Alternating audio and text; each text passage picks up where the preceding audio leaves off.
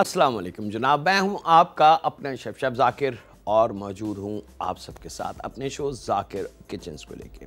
जुमे का दिन जनाब बड़ा मुबारक और वो भी रमज़ान का जुमा। अल्हम्दुलिल्लाह अल्लाह ताला साथ खैरियत से जो दिन गुजार चुका है उसका शुक्र, और आइंदा आने वाले दिन भी अल्लाह ताला इंशाअल्लाह ताला साथ खैरियत से हम गुजारेंगे। और माह रमज़ान के ये दिन इबादतों के, रहमतों के, बरकतों के इंशाअल्लाह पूरे होंगे। और ना जाने अगले साल हम में कौन कौन रहेगा और कौन कौन नहीं रहेगा, ये मेरा रब जानता है। ये कोई दुनिया का शख्स नहीं जानता, ना बता सकता है, ना कह सकता है। ये सिर्फ मेरे रब के वो पर्दे हैं, राज हैं जो वो रब खुद जानता है। बहरहाल ये बड़ा करम है उस मेरे मालिक का कि उसने हमें इतनी ज़िंदगी तो दी कि इस साल यानी कि 2018 के रमज़ान हमने गुजारे और इबादतें की, अल्लाह को राज़ी करने की कोशिश की। और ये बड़ा करम है उसका कि उसने हमें मौका दिया इतने सारे गुनाहों के बाद भी। चलें जनाब, 2 सफ़र हैं, कोशिश होगी कि कंप्लीट कर लें, क्योंकि बाज़ वक्त टाइम की कमी की वजह से थोड़ा सा शो को रोकना पड़ जाता है, आगे करना पड़ता है। पहला सफ़र जनाब आप लोगों की फरमाइश पे कोफ्ते, और कोफ्तों का शुमार हमारे पाकिस्तानी खानों के ट्रेडिशनल खानों में जो टॉप 10 खाने हैं हमारे पाकिस्तान के, उसमें होता है। और कोफ्ते रूटीन में नहीं बनते हमारे घरों में, ख़ास कोई दावत हो, एहतमाम हो, उसमें बनाए जाते हैं। और एक लग्जरी खाना भी कहते हैं इसको, क्योंकि थोड़ी सी मेहनत होती है इसमें, इसको बनाना, इसको संभालना, और सबसे अच्छी बात कि इसका पकने के बाद रिज़ल्ट बहुत अच्छा आना चाहिए। वो है असल कीमती चीज़। तो यहाँ पे जनाब बिस्मिल्लाहिर्रहमानिर्रहीम हम शुरू करते हैं कि वो काम ज़्यादा है तो हम कोशिश करते हैं कि जल्द से जल्द इसको अपनी फाइनल स्टेज की तरफ ले आए। लहसुन के जव्वे लेने हैं जनाब, 4 से 5 अदद, और इसको थोड़ा सा कुचल लेंगे।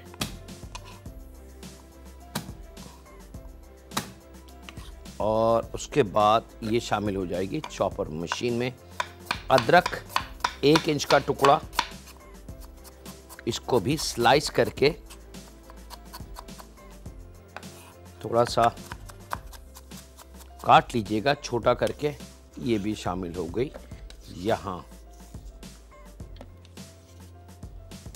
उसके बाद 2 अदद दरमियानी प्याज,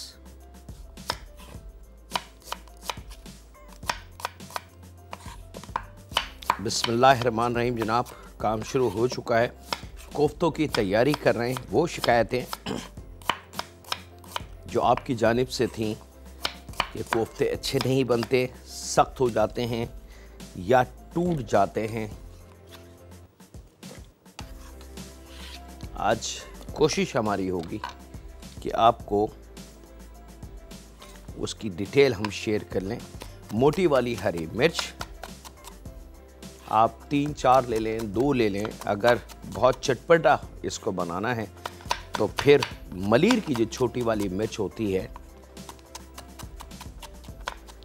वो 4-5 आपने शामिल करनी है। लेकिन अगर दरमियानी मसाला आपने रखना है, ऐसा कि जो मज़ा भी हो, जायका भी हो और हम खा भी सकें, तो उसके लिए आपने मोटी वाली हरी मिर्च का इस्तेमाल करना है। और यहाँ पे क्वार्टर गड्डी हरा धनिया, ये तमाम चीज़ें शामिल करके हमने सबसे पहले इसको पीस लेना है, ताकि लहसुन, अदरक, हरी मिर्च, प्याज, धनिया बहुत अच्छी तरीके से मिक्स हो जाए आपस में। और जब ये पिस जाए उसके बाद तकरीबन लगभग 1.5 पाव कीमा हमने शामिल करना है इसमें। अच्छा, अगर आधा किलो कीमा हो तो फिर प्याज को ढाई कर लीजिएगा, ठीक है। हरी मिर्च, हरा धनिया, अदरक, लहसुन बेशक सेम रहें, सिर्फ प्याज की क्वांटिटी को आपने बढ़ाना है। प्याज बेसिकली मीट के वज़न के साथ चलेगी, बाकी चीज़ें आप थोड़ी सी कम भी कर सकते हैं, कोई इशू नहीं है। आप इसमें कीमा शामिल करके आपने इन तमाम अज्जा को खूब अच्छी तरीके से मिक्स करना है, बिल्कुल बारीक पेस्ट टाइप का। कोफ्ते के कीमे में सबसे कीमती चीज़ कोफ्ते जो बनाते हैं हम गोल, वो हैं। बाज़ लोग इसके अंदर बहुत सारी चीज़ें शामिल करने की कोशिश करते हैं, मुझे नहीं पता कि वो क्यों शामिल करते हैं, उसकी मेन रीज़न क्या है, क्योंकि कोफ्ते में कुछ भी शामिल नहीं होता। अब आपने देख लिया, आपके सामने स्क्रीन पे मैं हूँ, वेजिटेबल हमने पीसी जिसके अंदर हरी मिर्च, हरा धनिया, प्याज, अदरक और लहसुन, और इसके अलावा कुछ भी नहीं डाला। वो जब पीस गया तो उसके अंदर 1.5 पाव कीमा हमने बीफ का वो शामिल कर दिया है। आप मटन के कीमे में बना सकते हैं, आप चिकन के कीमे में भी बना सकते हैं। मीट आप तीनों, यानी कि गाय का, बकरे का और चिकन का, तीनों कीमा का इस्तेमाल इसमें बासानी हम कर सकते हैं। यहाँ पे अब चॉपर मशीन में इस कीमे को बहुत अच्छी तरीके से आपने पीसना है। इतना पीसना है कि कीमा और वेजिटेबल आलमोस्ट एक जान हो जाए। ना तो इसके अंदर बेसन डलेगा, ना इसमें मैदा डलेगा, ना इसमें अंडा डलेगा, ना इसमें आटा डलेगा, ना कॉर्नफ्लावर डलेगा, ना चने डलेंगे, ना सूजी डलेगी, ना खसखस डलेगी। इस किस्म की कोई चीज़ इसमें नहीं है, याद रखिएगा। बाज़ लोग जो कोफ्ते को न जाने क्या करके पेश करने की कोशिश करते हैं, मुझे नहीं पता, मैं इसके बारे में कोई बात नहीं कर सकता। मैं सिर्फ आपको खाने की सच्चाई और ईमानदारी आपके हाथ में दे रहा हूँ, फैसला आप खुद कर लेंगे। इस तरीके से कोफ्ते बना के और किसी और तरीके से कोफ्ते बना के रिज़ल्ट आपके सामने आ जाएगा।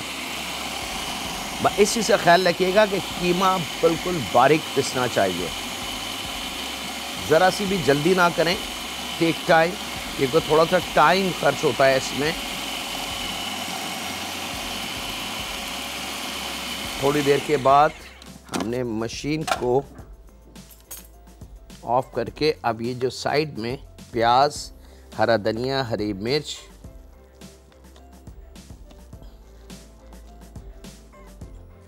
इसको ज़रा सा लेवल कर दें और फिर दोबारा मशीन को ज़हमत दें थोड़ी सी, ताकि तमाम मीन्स जो है वो रेगुलाइज हो जाए।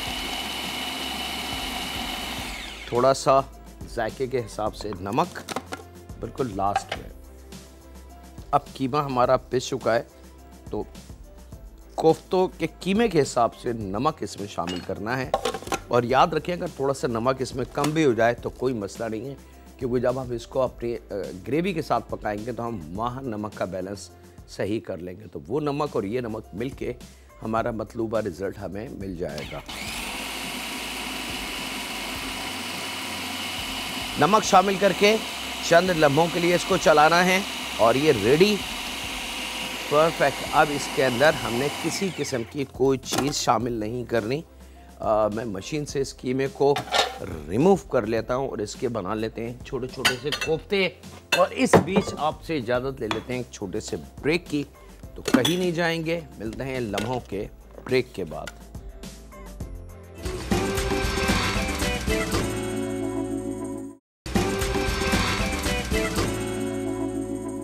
वेलकम बैक जनाब, ब्रेक से वापस आ चुके हैं और यहाँ पे कोफ्ते आपने बनाने हैं। थोड़ा सा हाथों को गीला कर लें, ऑयल से चिकना कर लें, मीन्स मेरा क्या, हाथों को चिकना कर लें। उसके बाद कीमे को उठा के सबसे पहले आपने इस तरीके से इसको प्रेस करना है, ताकि जो अंदर की हवा है, इसके अंदर जो एयर बबल्स हैं, वो तमाम के तमाम कीमे से निकल जाएं और कीमा थोड़ा सा एक दूसरे से स्टक हो जाए, यानी कि श्रिंक हो जाए, ठीक है। अगर इसमें हवा हुई तो ये 200% फटेगा, गारंटीड बात है, ठीक है। और अगर आपने इसके अंदर कुछ और शामिल करने की कोशिश करी तो ये सख्त हो जाएगा। जो शिकायत आपकी है कि जी हम कोफ्ते बनाते हैं वो सख्त हो जाते हैं पत्थर की तरह, या दूसरी शिकायत आपकी कि जाकिर भाई सब कुछ ठीक था लेकिन कोफ्ते सालन में जाते ही खुल जाते हैं। तो ये दो मेन वजूहात हैं जिसकी बिना पे कोफ्ते ख़राब होते हैं। नंबर एक कि ये आपने कोफ्ते के साइज़ का कीमा लिया, आप हाथ से इसको जब इस तरीके से हम प्रेस करेंगे तो अंदर जितनी हवा है, एयर बबल्स हैं, वो सब बस्ट होके हट जाएंगे और ज़रा से भी गैप नहीं रहेगा, तो कीमा एक तरीके से एक दूसरे को पकड़ लेगा। अब जब हवा नहीं होगी अंदर, एयर बबल्स नहीं होंगे, तो वो गर्म होने के बाद फैलेंगे नहीं, क्योंकि हवा गर्म होने के बाद फैलती है और अपने इर्द गिर्द की कोई भी चीज़ होती है उसको तोड़ देती है। ठीक है। और अगर इसके अंदर आपने सूजी, मैदा, आटा, बेसन, चने, खसखस, कॉर्नफ्लावर और लाल आटा, सफ़ेद आटा, अंडे और हो सकता है कुछ चीज़ें आपको भी याद हो, मुझे तो इतनी चीज़ें याद हैं, इनमें से कोई चीज़ आपने डाली तो फिर ये सख्त हो जाएंगे, इनको फिर सख्त होने से कोई नहीं रोक सकता। ये लीजिए जनाब, मज़ेदार कोफ्ते आपके तैयार हैं। और सबसे पहले हमेशा कोफ्तों को बना लें। ठीक है। उसकी वजह भी मैं बता दूं आपको। देखें, इल्म के साथ साथ हर काम की एक वजह होती है। अगर उस वजह को समझ के हम काम करें तो फिर हमारा रिज़ल्ट जो होगा खाने का वो बहुत अच्छा आएगा। अब क्योंकि कोफ्ते हमने बना लिए हैं और अब हम तैयारी करेंगे अपने इसके दूसरे स्टेप की। तो यहाँ ले लेते हैं जनाब डालडा कुकिंग ऑयल 1/4 कप के बराबर,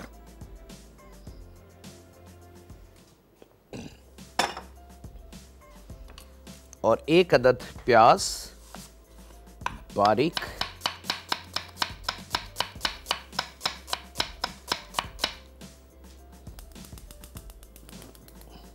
चूल्हे को भी रेडी कर देते हैं।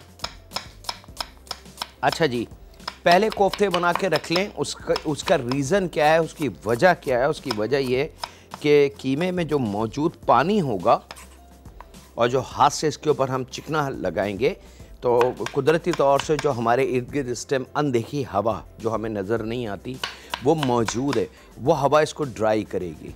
ड्राई करने के बाद जो नमी होगी कोफ्तों की, उससे एक ऊपर की सतह थोड़ी सी ड्राई होकर एक कवर तैयार हो जाएगा इसका कुदरती तौर से, और वो हमारे लिए कीमती होगा हमारी कुकिंग के वक्त। ये चीज़ें महसूस तो आप कर सकते हैं, देख नहीं सकते ना दिखा सकते हैं। ठीक है।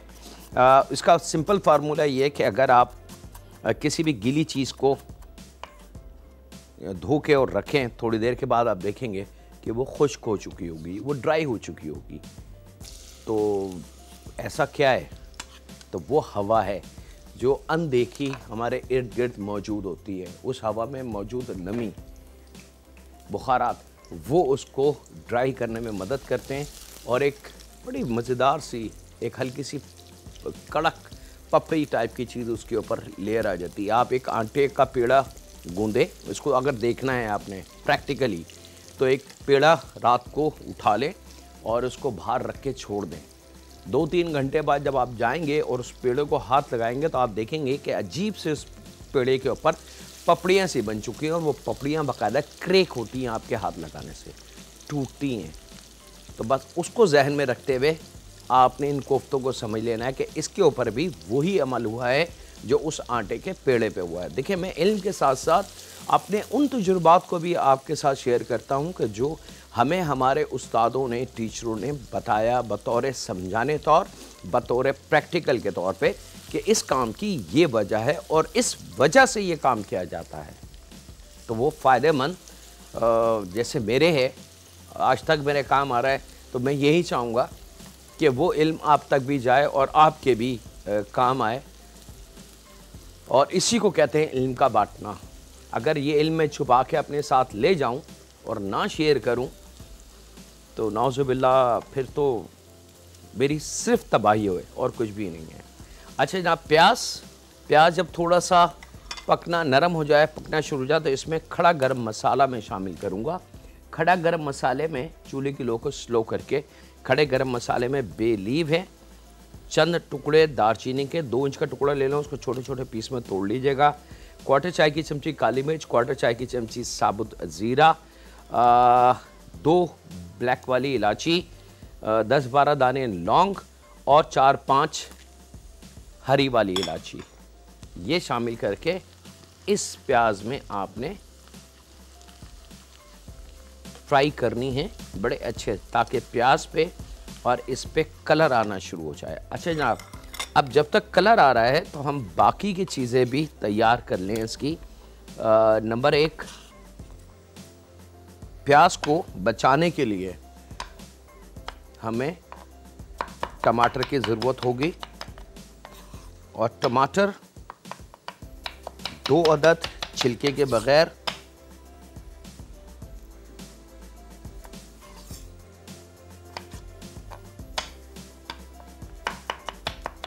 इसको बारीक काट लें और उसके बाद मज़ीद इसको छोटा कर लें, ताकि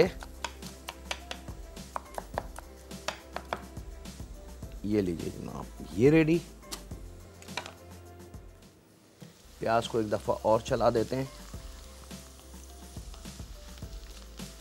ताकि प्याज पे हल्का सा गोल्डन कलर आना चाहिए, क्रिस्पी वाला। और इस बीच प्याज का कच्चापन, अपना जो वजूद है प्याज का वो ख़त्म हो जाएगा, कच्चापन ख़त्म हो जाएगा, और प्याज का जो तुर्श जायका है वो ख़त्म हो जाएगा। और प्याज, वो जो लाल वाली प्याज हम सब बड़ा पसंद करते हैं, वो हमें नज़र आ जाएगी, और उसका जायका हमारे कोफ्तों में बड़ा लजीज और शानदार आ जाएगा। यहाँ पे अब आप देख सकते हैं कि प्याज का कलर आहिस्ता आहिस्ता आ रहा है, थोड़ा सा मज़ीद कलर आएगा तो ये टमाटर और ये इसमें अदरक और लहसुन का पेस्ट जो 1 टेबल स्पून भर के वो मैं शामिल करता हूँ। वक्त एक ब्रेक का, मिलते हैं लम्हों के ब्रेक के बाद।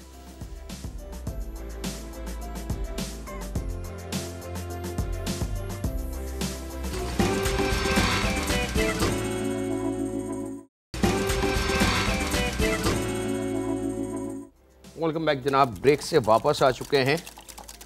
1 पाव दही आपने 1 कप पानी के साथ खूब अच्छी तरीके से फेंट लेना है यहाँ पे, ठीक है। ये यहाँ पे फेंट गया। अब यहाँ पे अदरक लहसुन, पहले प्याज को लाल किया, फिर उसमें अदरक लहसुन और टमाटर जो 2 अदद हमने काटे थे वो शामिल कर दिए, और उसको थोड़ा सा स्लो आंच पे, यानी कि दम वाली कंडीशन पे आपने टमाटर को नरम करना। उसके बाद 1 टेबल स्पून या तो पिसे हुए चने, जो काले वाले चने होते हैं उनको पीस लें वो, या फिर चने की दाल का जो बेसन मिलता है, ओरिजिनल चने की दाल का, याद रखिएगा ये 2 चीज़ें बहुत कीमती हैं इसके अंदर। तो 1 टेबल स्पून के बराबर हमने ये बेसन या पिसे हुए चने, दोनों में से कोई एक चीज़ ये शामिल करनी है इन टमाटरों के साथ। और इसको अब यहाँ पे इस स्टेज पे चूल्हे को थोड़ा सा तेज़ करेंगे और इसकी हल्की भुनाई करेंगे, ताकि बेसन या जो चने हमने शामिल किए हैं उनका कच्चापन दूर हो जाए। और इसको खूब अच्छी तरीके से आपने मिक्स करना है। इसके साथ ही इसमें 1 टेबल स्पून पिसी लाल मिर्च, आधी चाय की चमची हल्दी, आधी चाय की चमची धनिया पाउडर, आधी चाय की चमची ज़ीरा पाउडर और आधी चाय की चमची गरम मसाला पाउडर, ये मसाले शामिल करके आपने इसकी खूब अच्छे से भुनाई कर लेनी है, ताकि मसाला, टमाटर, प्याज, खड़ा गरम मसाला, अदरक लहसुन, तमाम चीज़ों का जायका बहुत मज़ेदार और एक दूसरे में वो जायका मिक्स हो जाए। और जब यहाँ पे खूब अच्छे से भुनाई हो जाए और टमाटर का पानी जो है वो खुश्क हो जाए, क्योंकि बेसन है तो बेसन जैसी पकेगा तो वो पानी को पी लेगा। अब आप देख सकते हैं कि इसके अंदर पानी नाम की चीज़ बिल्कुल नहीं है। अब ये एक ख़ास किस्म का मसाला तैयार हो चुका है। ये स्क्रीन पे आप देख सकते हैं, ख़ास किस्म का मसाला बिल्कुल तैयार है। तो यहाँ अब ये जो दही वाला पानी हमने बनाया था, 1 कप पानी और 1 पाव दही, ये हमने शामिल कर देना है यहाँ, और इसको शामिल करके आपने मिक्स करना है।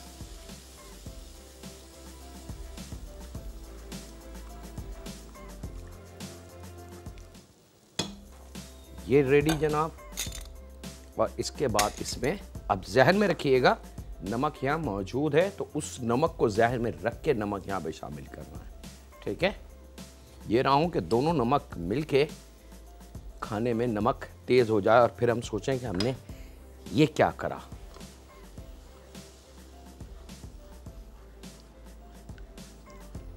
अब इसको चंद लम्हों के लिए हमने ढक देना है ताकि सबसे पहले जो मसाला है वो मसाला अपने फ्लेवर की तरफ आना शुरू हो जाए।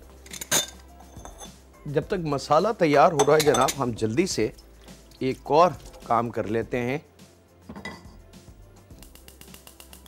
दूसरे सफ़र के लिए यहाँ पे दूध 1 लीटर और उसमें हम शामिल करेंगे चीनी 1 पाव।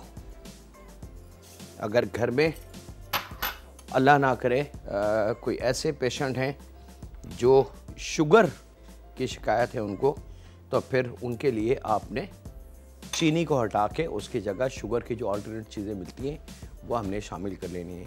यहाँ पे दूध, चीनी और यहाँ पे मेरे पास मौजूद है 3 से 4 टेबल स्पून राइस का आटा। ठीक है, ये अभी दूध गर्म नहीं हुआ तो ये आटा भी इसमें हम शामिल कर देंगे और जल्दी जल्दी इसको हम चलाएंगे। अगर ये गर्म दूध हो गया तो फिर ये आटा इसमें हल नहीं होगा।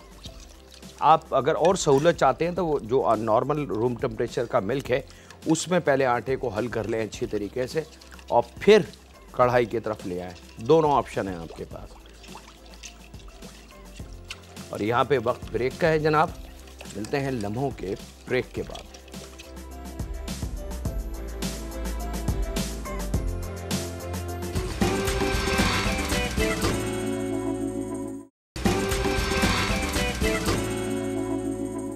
वेलकम बैक जनाब, ब्रेक से वापस आ चुके हैं। यहाँ पे चंद लम्हों के बाद मतलब 5-7 मिनट इसको दम पे देने।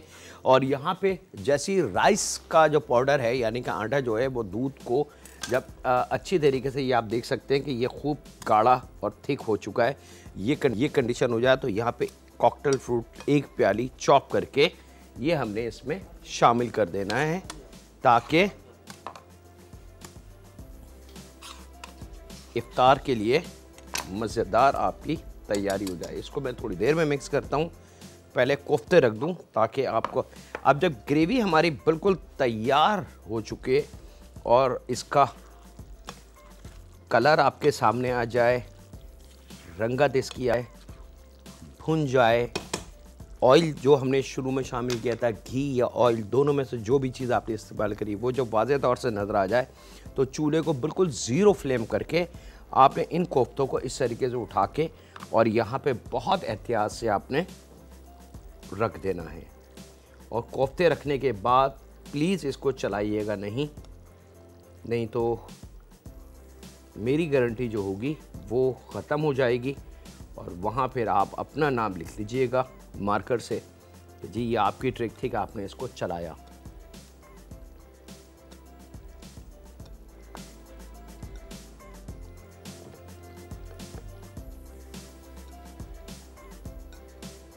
ये लीजिए जनाब, ये कोफ्ते आ गए। और कोफ्ते शामिल करने के बाद पैन को, अगर ये हैंडल वाली कढ़ाई है आपके पास नॉन स्टिक तो बहुत कीमती है, नहीं तो फिर पतीले को कपड़े से पकड़ के थोड़ा सा ऐसे शेक कर दीजिएगा ताकि कोफ्ते नीचे ग्रेवी तक बड़े आसानी से बैठ जाएं। और उसके बाद इसको आपने फिर दोबारा दम पे छोड़ देना है। चूल्हे की लो दम वाली होनी चाहिए, इससे ज़्यादा नहीं। यहाँ पे जनाब हमारे पास जो दूध था, या मैं दिखा रहा हूँ आपको, ये दूध की थिकनेस ये होनी चाहिए। जब ये हो जाए तो फिर इसमें ये फ्रूट आप शामिल कर देंगे। और फ्रूट शामिल करने के बाद यहाँ पे केवड़ा वाटर है लगभग 3 to 4 टेबल स्पून के बराबर, ये हमने इसमें शामिल कर देना है। इलायची के चंद दाने मैंने शुरू में शामिल कर दिए थे जब दूध और चीनी हमने शामिल की थी, वो यकीनन आप सब ने देख ली होगी। वो शामिल करके इसको बहुत एहतियात से आपने, अच्छा अगर किसी भी स्टेज पे मिस्टेक हो सकती है, परफेक्ट कोई भी नहीं है, मिस्टर परफेक्ट का तो वर्ड अपने पास से हटा दें, गलती हो सकती है। गलती क्या हो सकती है? मिसाल के तौर पे दूध कम हो सकता है, राइस का जो आपने आटा लिया वो थोड़ा सा ज़्यादा हो सकता है, एनी हाउ कुछ भी हो सकता है, पॉसिबल है। अगर आपको लगे कि ये बहुत ज़्यादा थिक हो चुका है तो दो ऑप्शन है आपके पास, या तो इसके अंदर आधा पाव या 1 पाव दूध बढ़ा दें, और अगर इत्तेफाक तौर से दूध नहीं है तो बगैर किसी डर के, मैं यहाँ खड़ा हूँ, अपने नाम की गारंटी आपको दे रहा हूँ, सादा रूम टेम्परेचर का पानी लेके 1/4 कप पानी इसमें शामिल कर दें। Thank you. और यहाँ पे इसको दोबारा हल्का सा गर्म पे रखें और इसको कर दें आप एक दफ़ा मिक्स। तो ये आपकी एक्चुअल फीलिंग वाली जो लुक है ये आ जाएगी पुडिंग वाली, फ्रूट पुडिंग वाली लुक इसकी आना शुरू हो जाएगी। और यहाँ पे जनाब वक्त है एक छोटे से ब्रेक का, मिलते हैं लम्हों के ब्रेक के बाद।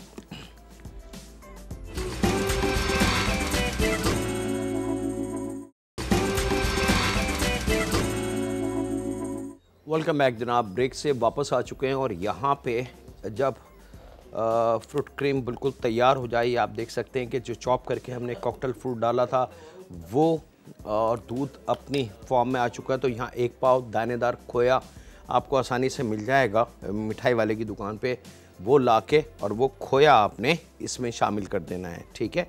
लेकिन प्लीज़ मैं गुजारिश करूँगा कि खोया बिल्कुल लास्ट में आपने शामिल करना है, शुरू में शामिल नहीं करना। अगर शुरू में आप शामिल करेंगे तो फिर वो जायका आप नहीं हासिल कर सकेंगे जो हासिल करना हमें चाहिए। अब खोया शामिल करके आपने लास्ट में इसको थोड़ा सा मिक्स करना है और चूल्हे की लो को थोड़ा सा खोल देंगे ताकि इसकी कुकिंग का अमल, एक हीट बहुत अच्छी सी इसको मिल जाए।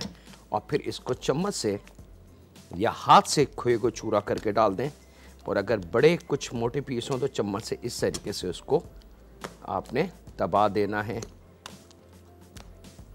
और ये बन गई जनाब आपकी मज़ेदार सी फ्रूट पुडिंग।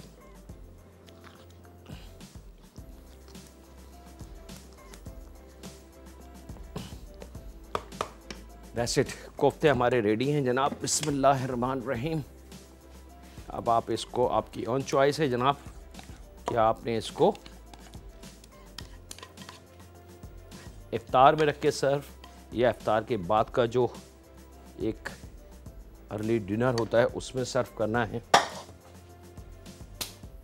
बिस्मिल्लाहिर्रहमानिर्रहीम।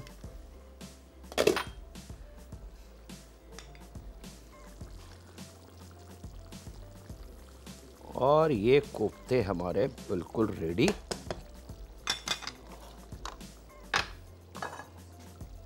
लास्ट में, क्योंकि अभी तक ये दम पे था, लास्ट में थोड़ा सा चूल्हे को तेज़ करेंगे ताकि इसको हीट अच्छी तरीके से मिल जाए। वो फैमिली मेम्बर जो ग्रेवी बिल्कुल ही ड्राई पसंद करते हैं तो उनके लिए गुजारिश है कि जो हमने दही में पानी शामिल किया था 1 कप के बराबर, वो 1 कप नहीं आधा कप शामिल करें तो इसकी ग्रेवी कम हो जाएगी, ठीक है। इस पे मेहनत मत कीजिएगा। कहीं आप बोलें कि जी मैं यहाँ चूल्हा खोल के, जो अमूमन ख़वातीन की ट्रिक होती है कि बस चूल्हा खोल दें इसका पानी ड्राई हो जाएगा, तो चूल्हा खोल के पानी तो ड्राई हो जाएगा लेकिन कोफ्ते नहीं बचेंगे। याद रखिएगा, कोफ्तों की ये वाली लुक मैं आपको दिखा रहा हूँ, ये वाली लुक आपको नहीं मिलेगी, ठीक है। और कोफ्ते का मज़ा यही होता है कि थोड़ी ग्रेवी हो ताकि रोटी और कोफ्तों के साथ उसको खाया जाए। थोड़ी देर में हम इसको रखेंगे तो इसकी जो चिकनाई है, यानी कि ऊपर की जो खूबसूरती तरी है, वो ऊपर आना शुरू हो जाएगी और वही हमारी डिश की कीमती सजावट होती है। और यहाँ पे हमने इसको भी डिश आउट कर लेना है। आपने देखा होगा ग्रेवी कितनी सख्त थी, गाढ़ी थी, और कोफ्ते शामिल करने के बाद कैसी मज़ेदार सी ग्रेवी हो चुकी है और जो प्याज है वो गायब हो चुकी है। अभी प्योर सालन बन चुका है कोफ्तों का। मज़ेदार तंदूर की रोटी, चपाती, कुलचा तिल वाले के साथ इसको सर्व करें, या सहरी में, इफ्तारी में के बाद का जो डिनर, या सहरी में पराठे हों गरम गरम, तो ये कोफ्ते मज़ा दे देंगे दुबाला। इसके साथ ही वक्त हुआ है आपसे इजाज़त लेने का। अपने घर वालों का, दोस्तों का, बुज़ुर्गों का, बच्चों का और बेटियों का बहुत ज़्यादा ख्याल रखें और दुआ करते रहें हर वक्त उस खालिक से, उस मालिक से, उस राज़िक से, कह परवरदिगार हम तुझसे क्या मांगे, तो हर चीज़ को जानता है, तो हमारी शेरक से करीब है, तुझे हमारे दिलों के हाल भी पता है और तुझे हमारे उन गुनाहों का भी पता है जो हमने रात की तारीकी में किए। ऐ रब, तू सब जानता है, तू रब है, तू रब है, तू सब जानता है। बस ऐ रब, हम हाथ उठा के अपने इन खाली हाथों से दुआ मांगते हैं तेरी रहमत की, दुआ मांगते हैं तेरे करम का, और हम ये भी मानते हैं कि हम गुनाहगार हैं, हमसे गुनाह हुए हैं, जाने अनजाने में हमने तेरी नाफरमानी की ऐ रब, लेकिन हम शर्मिंदा हैं अपने किए पे। तू हमें माफ़ फरमा दे और हम पे रहम फरमा, क्योंकि तू रब है, तू रहम कर सकता है। ऐ रब, रहम फरमा हम पे, हमारे माँ बाप पे, हमारी औलाद पे, हमारी बेटियों पे, क्योंकि तू रब है और तू ही तो रहम करेगा। अल्लाह हाफिज़ होने के बाद।